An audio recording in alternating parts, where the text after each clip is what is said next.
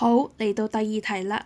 依家呢，要將頭先我哋度出嚟嘅雪櫃呢，每面呢都會用一個5cm 厚嘅保護層去覆蓋每一面嘅，就好似咁樣。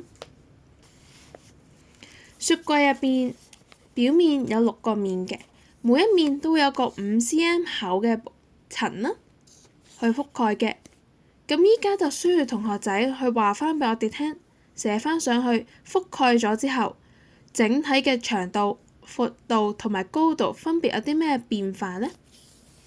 譬如對於高度嚟講，你下邊會多咗5cm，上邊都可能會多咗5cm嘅喎。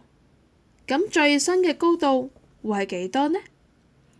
咁你同學仔可以參考翻頭先喺第一題作答嘅數據嘅。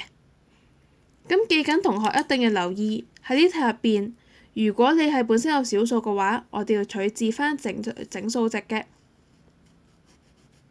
另外都記得填翻單位。